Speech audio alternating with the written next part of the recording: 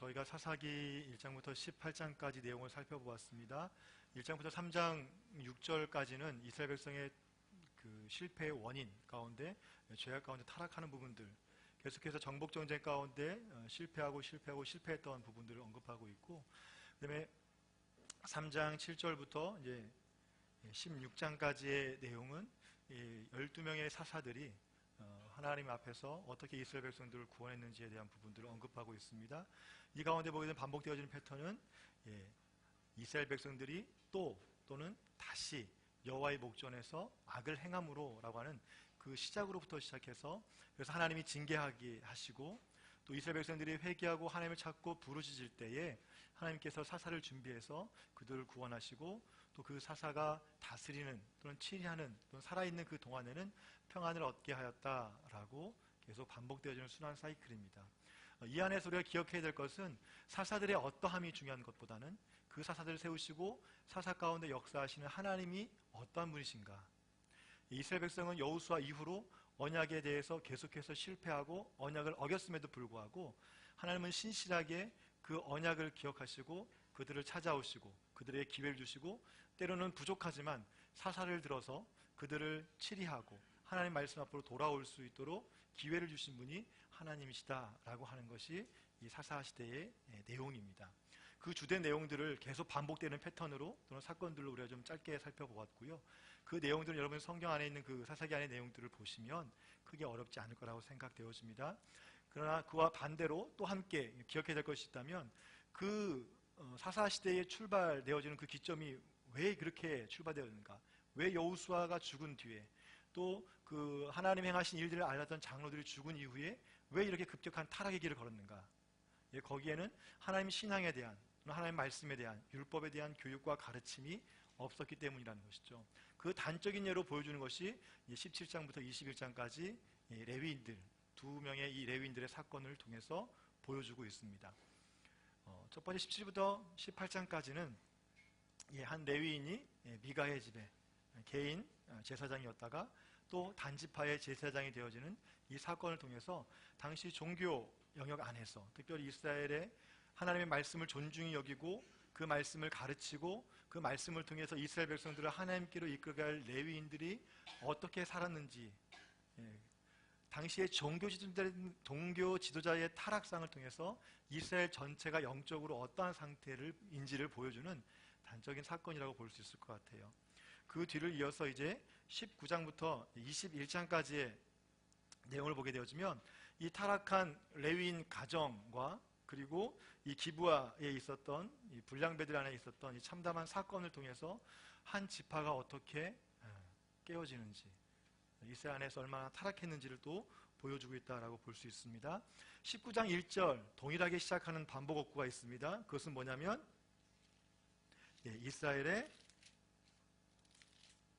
왕이 없을 그때에 라고 시작합니다. 자, 이때 보게 되었으면 시간적 사건이 나오고 있는데요. 자, 이스라엘 왕이 없을 그때에 에브라임 산지에 거류하던 어떤 레위 사람이 유대 베들레헴에 첩을 찾으러 갔습니다. 근데 이 첩은 행음을 하였어요. 그래서 자기 처갓집으로 이렇게 피신해 있는데 이 레위인이 첩을 찾으러 갑니다. 그러니까 레위인의 첩, 레위인이 첩을 얻었다는 것도 옳지 않은 행동이에요. 레위인이 결혼할 때 조건을 보게 되어지면 레위기예요. 레위인은 뭐예요? 구별되어 있기 때문에 첩을 얻을 수가 없습니다. 정결한, 순결한 여인을 신부로 맞이할 수 있어요. 그런데 이 레위인이 첩이 있어요. 이거 자체가 시작이 잘못되어졌죠. 그런데 이 첩이 어떤 행동을 했냐면 행음했다라고 얘기합니다. 여기서는 어떤 남녀의 관계 행음이라기보다는 종교, 다시 말하면 우상을 섬겼다라고 해석하는 것이 더 좋을 것 같아요. 그래서 행음한 연유로 인해서 어떻게 합니까? 남편을 떠나서 베들레헴 아버지 집에 머물러 있습니다. 근데 얼마의 시간이 지나고 나서 이 레위 사람이 그 여인을 찾기 위해서 이 여자 집에 가게 되어지죠. 그랬더니 이 장인 어른이 너무 반갑게 맞아줍니다. 그러면서 이제 그곳에서 이제 머물게 되어지고 그 시간의 흐름이 나오는데요. 유대 베들레헴에 머문 지 5째 날 저물 때라고 이야기합니다. 이때 이제 출발하려고 합니다. 첫 번째 4절에 보게 되어지면 3일 동안 그와 함께 머물며 먹고 마시며 거기 유숙하다가 넷째 날 아침에 일찍이 떠나고자 합니다. 그랬더니 그 장인이 말려요. 그 사위에게 이르되 떡을 조금 먹고 그대의 기력을 돋운 후에 그대의 길을 가라. 자, 그래서 다시 유숙을 해서 8절에 보게 되어지면 다섯째 날 아침에 일찍이 떠나고자 했습니다. 그랬더니 또 만류합니다. 그래서 해가 기울도록 머물라 라고 해서 9절에 보게 되어지면 해가 거의 저물어갈 때 출발합니다. 자, 이 시간을 보게 되어지면 우리가 기억해야 될 게 있어요. 자, 레위인들이 해야 될 것 가운데 하나가 또 뭘까요? 뭐 성소를 섬기고 이걸 떠나서 안식일을 지켜야 되는 부분입니다. 그렇다면 이 레위인이 안식일을 지키고 나서 그 다음날 집에서 출발해서 이 여인을 자기의 첩을 데리러 왔어요. 머문 지 5일, 다섯째. 왜 넷째 날 떠밀려고 했냐면, 자, 거리가 있으니까 도착해서 여섯째 날 준비하고 안식일을 지키려고 이제 보니까 5절에 넷째 날 아침에 일찍 떠나려고 한 거예요. 근데 여인의 그 장인어른이 막죠. 하루 더 머물라.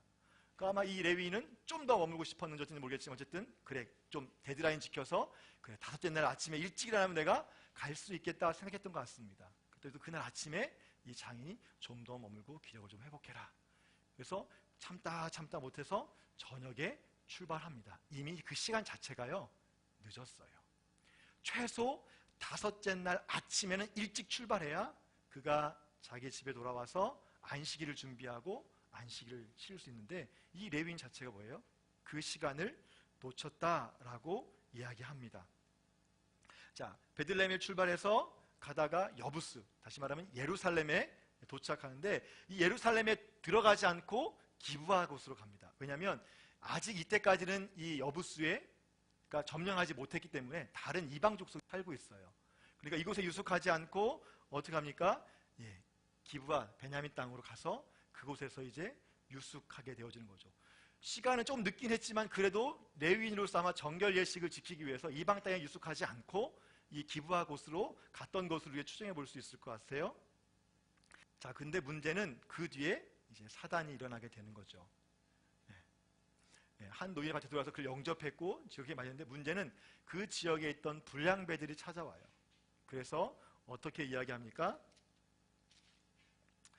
그와 우리가 관계하게 하라 라고 이야기합니다. 22절. 이 관계하다는 것은 옛날 여러분 창세기에 소돔과 고모라 사건이 있는 것처럼 동성애하겠다라고 하는 그런 이야기죠. 그래서 결국 어찌어찌 하다가 이 여인을 내어주게 되어집니다. 그러니까 이 레위인이 자기의 생명을 보존하기 위해서 사랑했는지 어찌는지 모르겠지만 이 첩을 능욕당하도록 내버려둬요. 근데 문제는 뭐냐면 그 다음날 일찍 일어나서 아무렇지 않은 듯 이 여인이 누워있는데 툭툭 치면서 가자. 근데 죽어 있었어요. 그러니까 이 레위인은 어떻게 보면 우리가 인간적인 상식 또는 당시 어떤 윤리적인 부분 안에서 봤을 때도 굉장히 뭐예요? 이해할 수 없는 행동, 또 율법적으로도 당연히 마찬가지고요. 그런 행동들을 취합니다. 자, 그리고 나서 그 여인이 엎드러진 것을 보고 나서 취한 행동입니다. 그 취한 행동이 뭐죠? 그 여인의 시체를 가져다가 12조각을 냅니다. 그 시체를 가지고 돌아간다라고 친다고 한다면 도착했을 때는 안식일이 되겠죠. 그 안식일을 한 행동이 뭘까요? 첩의 시체를. 그러니까 일단 레위인 자체가 시체를 만지면 안 되는 거예요. 근데 어쨌든 뭐 장사를 처리하려니까, 시체 처리하니까 만졌습니다. 더 심각한 건 와서 그것을 12조각을 내요. 그리고 각 지파별로 그것들을 뭡니까? 보내버립니다. 그러니까 레위인이 아주 의도적으로 뭔가 지금 이거에 대한 보복을 하기 위해서 이 계획을 꾸미는 것들을 보게 되어지죠. 근데 그 과정 가운데 보게 되면 레위인으로서는 해서는 안 되는 행동들을 지금 계속하고 있는 거예요. 자, 레위인으로 첩을 얻어서는 안 됩니다. 이 첩이 근데 행음을 했어요. 그럼 뭐예요? 찾아가면 안 되는 건데 뭐 사랑했는지 어쨌는지 모르겠지만 어쨌든 사랑해서 찾아갔습니다. 그러면 규례상 안식일 전에 돌아와야 되는데 돌아오지 않았어요.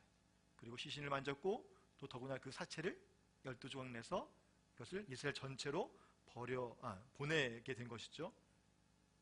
자, 그리고 30절에 보게 되어지면 다 모여서 우리가 상의한 후에 말하자라고 이야기합니다. 자, 이것은 뭐냐면 다 모이라는 거예요. 지파동맹 모여서 우리가 이 사건을 어떻게 선택할 것인가 라고 이야기합니다. 그렇지만 엄밀히 이야기하면 이 모임 이후에 베냐민은 완전히 배제되기 시작하고 집회동맹이 이제 깨어지는 사건이 되는 거예요. 이 사건은 사사기 시대 마지막에 있던 것이 아니라 초기에 있었던 사건이에요. 아까 어떤 분이 그 질문하셨어요. 에훗 이야기할 때 그가 이제 베냐민 집하고 왼손잡이라고 얘기했잖아요. 그 시대가 그러면 요 19장에 있었던 이 기브아에 있었던 요 사건과 어떻게 될 것이냐, 저도 정확한 연대는 모르겠어요. 근데 추측해 보건대 기브아 사건이 좀 더 먼저 있지 않았을까 라고 추측해 볼 수 있을 것 같습니다. 그러니까 그 뒤에서 어떤 사건들을 보게 되어지면 어떤 집회동맹의 어떤 이런 부분들은 계속해서 그들을 불안하게 하고 하나 되지 못하게 했던 어떤 사건들 가운데 단적으로 보여주는데, 하나됨을 유지하고 지켜야 될 레위인이 그 발단이 되어지는 거예요. 분열과 깨어짐의 발단이 되어지는 것이죠. 자, 그래서 이제 기브아 사건이 일어나게 되어집니다. 베들레헴에 있었고요. 이 기브아 곳에 가게 되어집니다. 자기가 있던 곳이고요. 이건 제가 이제 말씀을 나눠드렸고요. 그래서 단에서 부엘세바까지 길앗 땅에서 일제히 다 이제 모이게 되어집니다. 그리고 베냐민 자손 26,000명, 그다음에 기브에 택한 왼손잡이 700명, 그다음에 이스라엘 자손, 그러니까 베냐민 지파를 제외한 전체는 40만 명이에요. 자, 이제 모여서 그럼 이거에 대해서 이제 심판을 하자, 전투를 하자라고 이야기 총회에서 이제 결의를 합니다. 그랬더니 그 안에서 이제 베냐민이 불복하게 되어져서 거기에 이제 전쟁이 일어나게 되는데, 수적으로 보게 되어지면 베냐민 자손이 26,000명이고 이스라엘 자손의 수가 40만 명입니다. 자, 전쟁으로 보게 되어지면 당연히 어디가 이길 수 있을까요? 이스라엘 전체가 수적으로 보나 뭐로 보나 이길 수밖에 없는 상황이에요. 자, 근데 이때 1차 또는 1차, 2차 전투 때 이스라엘 자손이 패배하게 되어집니다. 그리고 마지막 세 번째 올라갈 때 베냐민 지파가 패배하게 되어지고, 베냐민에서 25,000명이 사망하게 되어지고 약 600만 명 정도의 이 베냐민 지파가 남는 일들을 보게 되어집니다. 두 번의 이 베냐민 지파의 승리는요, 베냐민 지파가 정당하다, 옳다라는 것들을 보여주는 것이 아닙니다. 이것은 뭐냐면, 하나님께서 제가 이해하기로는요, 이스라엘 11개의 지파가 이 베냐민 지파를 치러 올라가서 지게 하는 것은 뭐냐면, 이걸 전멸시켜서 얘를 보복하는 게 아니라 이들로 하여금 뭐예요? 직을 통해서 왜 이런 일이 일어났는지, 이 문제의 원인이 무엇인지 깨닫게 하기 원하는 그런 시간적인 것이 필요하지 않았나 생각되어져요. 무슨 말이냐면, 이 11개 지파가 가서 진멸하는 것은 수적으로 보면 당연히 이길 수밖에 없는 전쟁이에요. 왜냐하면 한 사람이 한 명씩만 싸워도 이기는 거니까요. 근데 지겠다는 건 뭐냐면, 이 10개 지파 안에 왜 너희가 베냐민과 싸우려 하느냐, 너희 형제이고 또 뭐예요? 같은 하나님의 백성인데 그거에 대해서 다시 한번 돌이키고 생각할 수 있는 것이죠. 이것은 베냐민 지파의 죄의 문제가 아니라 이스라엘 지파 전체 안에 있는 죄의 문제인 것입니다. 단적으로 보여주긴 하지만, 이스라엘에서만, 그 기브아 지역에서만 불량배들이 나와서 우리 서로 관계하자라고 얘기하는 게 아니라, 이 이방 문화는 단적으로 베냐민 지파에 보여준 사건이지만 이미 이스라엘 전체 안에, 여호수아 죽은 이후 사사 이 시대 안에 초기에 이미 팽배했던 이방 문화 안에 잠겼던 모습이에요. 이들이 결의한 것은 레위인이 시체를 보냈고 모의자에서 모여서 이건 있을 수 없는 일이다 라고 얘기했지만, 내심 그들은요, 율법에 합당한 삶을 살고 있던 것이 아니라는 거예요. 그들도, 죄송한 표현입니다만, 도찐 개찐이에요. 비슷한 상황에서 같은 상황이지만 있을 수 없는 일이 하면서 의분을 품는 것처럼 보이고 그들 진멸하는 것. 첫 번째, 두 번째 전쟁의 실패를 통해서 하나님께서 그들에게 주시는 건 뭐냐면, 다시 그들이 생각하고 다시 하나님 앞에 돌아오고 다시 회개할 수 있는 기회. 베냐민의 이 죄는 하나님, 나의 죄입니다. 우리 지파의 죄입니다. 이스라엘 전체의 죄입니다. 한 지파의 죄가 아니라 이것은 이스라엘 전체의 죄라는 거예요. 그걸 깨닫게 하기 위해서 첫 번째, 두 번째 전쟁이 아마 실패하게 하지 않으셨나. 세 번째 전쟁에 올라가서 드디어 이제 600만 명 남게 되어지고 600명 남게 되어지고 다 지는 그 사건이 일어나게 되어지죠. 자, 이때도 보게 되어지면 이제 유다가 먼저 올라가게 되어집니다. 자, 이렇게 막 지금 쭉 올라가서 전쟁을 치르고 나서 보니까, 지금 다 치고 나서 정신을 차리고 보니까 지금 600명밖에 남지 않은 거예요. 그때 가서 이스라엘 백성들이 이제 땅을 치고 후회를 하게 되는 겁니다. 하나님, 왜냐하면 다 죽게 되어지면 언약 백성으로서의 이 지파가 깨지기 때문에 그 의미는 결국 하나님의 언약 공동체로서의 존재가 안 돼, 유지가 되지 않는다는 의미가 되거든요. 그래서 후회하는 것 자체에 대해서 이들이 어떻게 합니까? 후회합니다. 처음에 레위인이 모이자 시신을 보고서는 울분해서 주먹구구시를 확 나가 싸웠는데 그 전쟁을 하다 보니까 뭐예요? 그 동족을 완전히 진멸시켜버린 거예요. 600명밖에 남지 않을 정도로. 정신을 차리고 보니까 자, 이거는 아닌 것 같다라가 된 것입니다. 그래서 이들이 다시 모여서 회의하기 시작합니다. 온 이스라엘 백성이 모여서 베델에 이르러 울며 저물도록 금식하고 번제와 화목제를 드리고 이렇게 이야기를 하게 되어지죠. 세 번째 전쟁이 나가는 부분입니다. 자, 그리고 나서 싸움에 이겼는데 그 정신을 차리고 나보니까 남는 자손이 아무도 없는 거예요. 그래서 21장에 나가서 이제 회의를 하게 되어집니다. 그러면 이 사람들이 지파가 유지할 수 있도록 그럼 우리가 하자라고 이야기하는 부분이죠.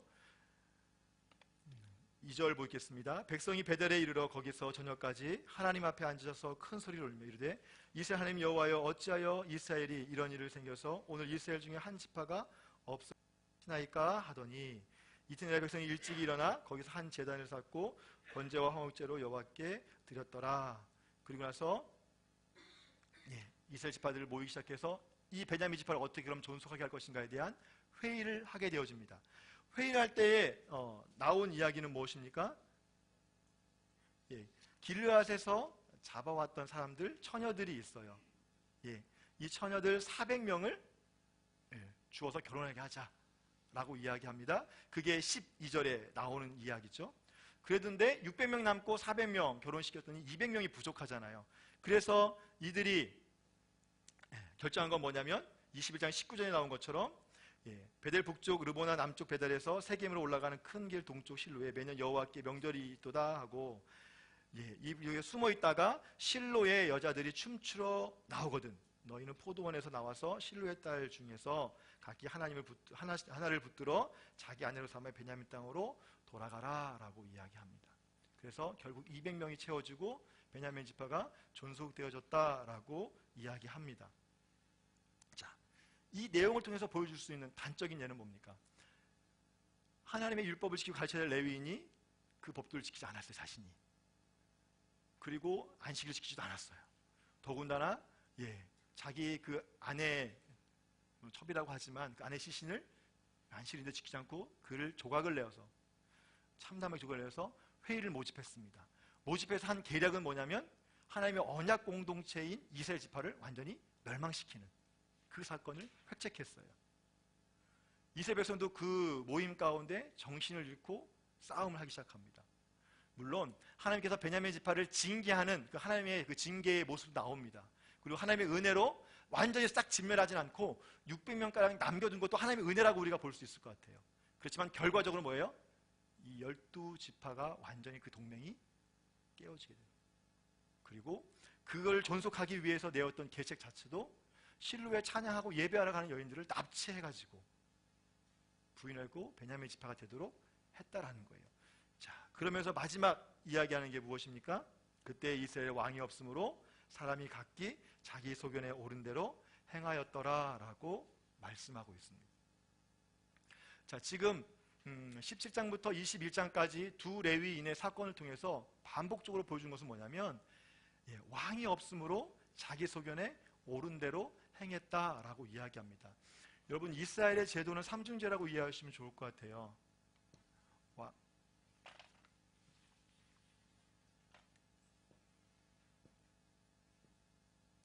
왕이 있고요, 제사장이 있고 선지자가 있습니다. 이 공통의 분모 안에는 뭐가 있냐면 하나님의 말씀이 있죠. 왕은 하나님의 율법을 기반으로 해서 하나님의 그 공의와 다스림을 하는 사람이고요, 제사장은 하나님의 율법대로 해서 하나님 앞에 돌아오도록 하는, 왕과 제사장이 제 역할을 하지 못했을 때 그들을 하나님께로 돌이키는 역할을 했던 사람들이 이제 선지자 그룹이에요. 우리가 나중에 이제 왕정 열왕기를 통해서 선지자들이 어떻게 활동했는지 통해서 보면 알 수 있습니다. 아직 선지자가 있기 전, 물론 모세도 선지자라고 말씀하고 있습니다. 선지자는 뭐냐면 제사장이나 또는 왕 또는 지도자가 될 수 있겠죠. 방백들이 될 수 있겠고요.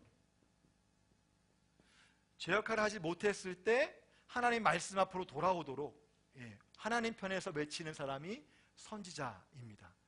지금 사사 시대는요, 아직 왕정 제도는 없어요. 그렇지만 이스라엘 왕이 누구십니까? 하나님이세요. 하나님이 그들을 다스리십니다.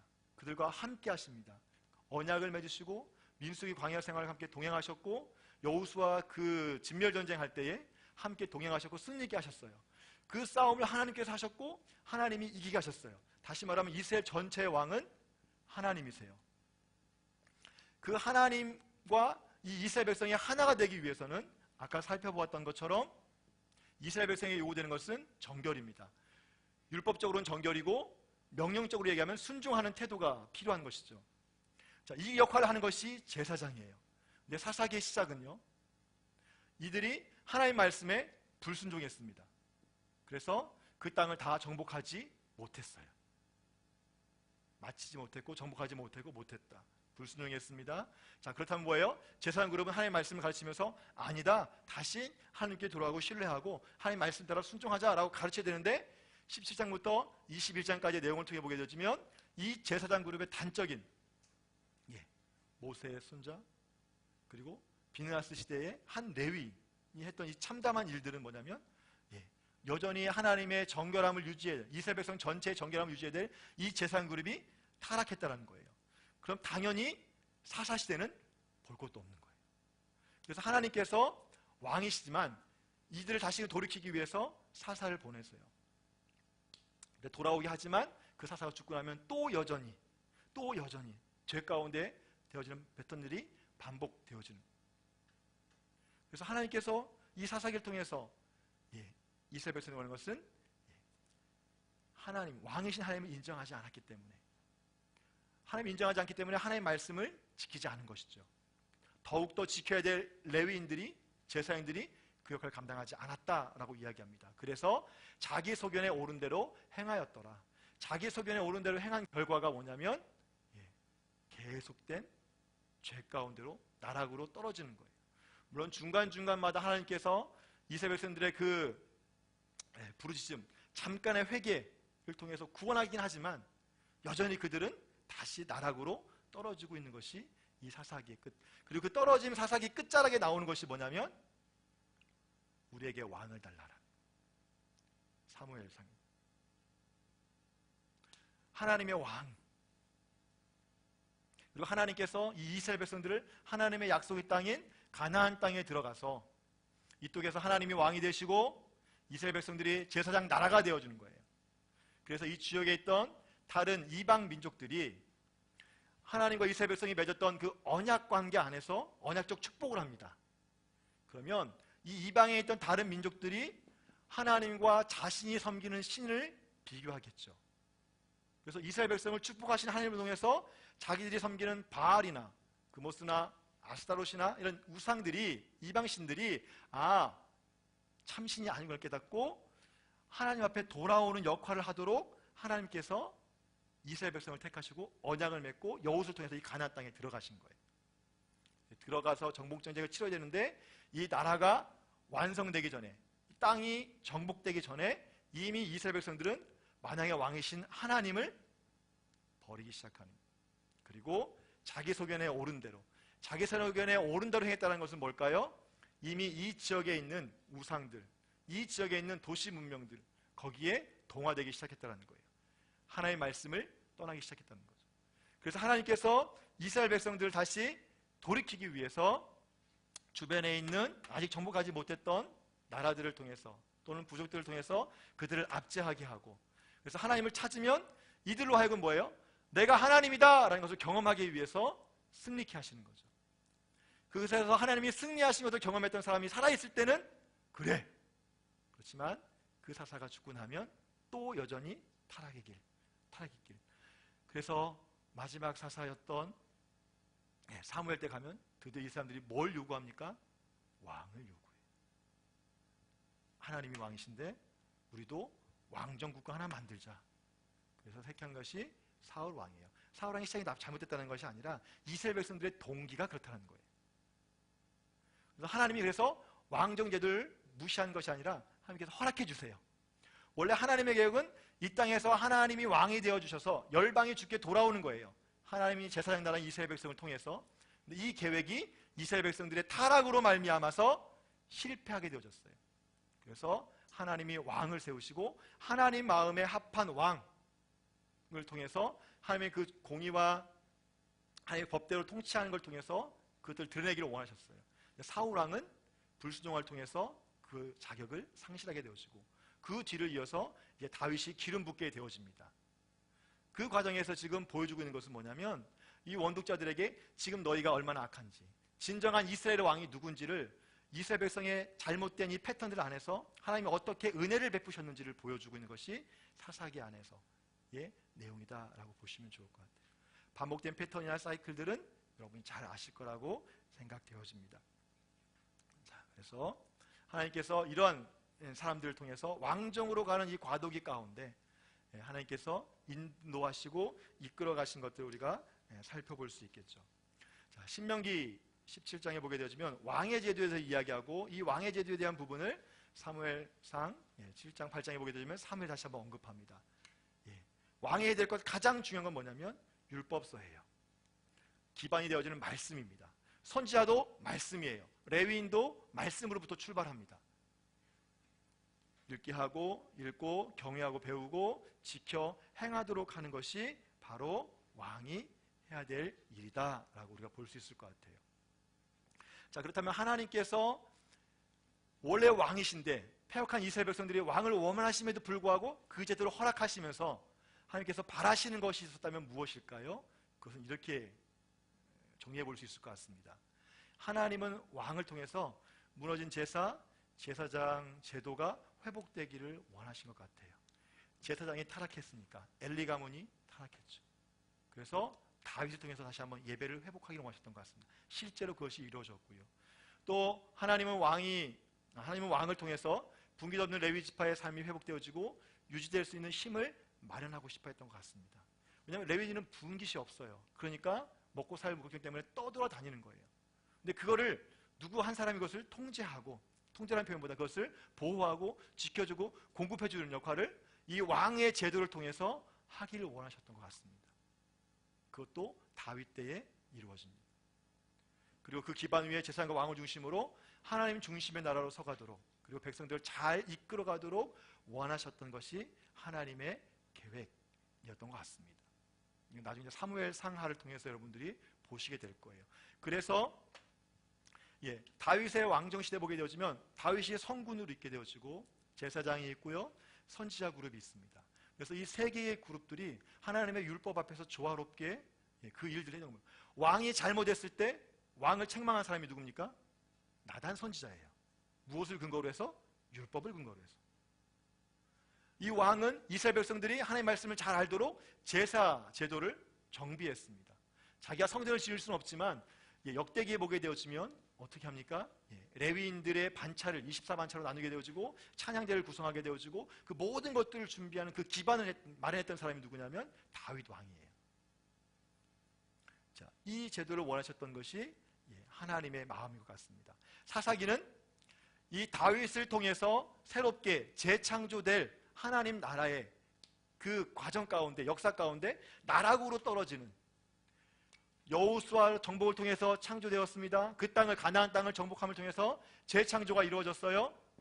다시 사사시대에 들면서 긴 나락으로 떨어졌습니다. 그리고 사울 왕이 정점을 찍었다라고 한다면 다시 다윗 왕 때 이것을 하나님께서 회복하고 재창조 역사 가운데 이끌어 가시는 것들을 우리가 살펴볼 수 있을 것 같아요.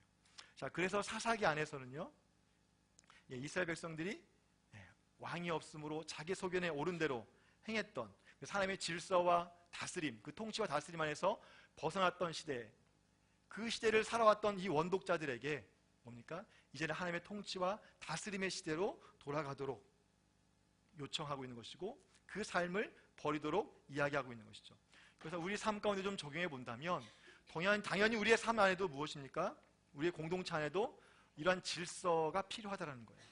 내 삶 안에도, 내가 섬기는 교회 공동체 안에도. 여러분의 삶의 주인은 누구십니까? 여러분 교회의 주인은 누구십니까? 또 여러분 섬기는 공동체의 주인은 누구십니까? 개인적으로 나는 그러면 내 삶의 주인을, 왕을 하나님을 섬기고 계십니까? 아니면 다른 것들을 섬기고 있습니까? 여러분 삶의 권위자가, 여러분 삶의 그 주권자가 나입니까? 아니면 하나님이십니까? 사사기를 통해서 계속 반복되는 거예요. 재미없어요. 보면 막 짜증나요. 어떻게 이럴 수가 있지? 근데 가만히 생각해 보니까 제 삶이 그래요.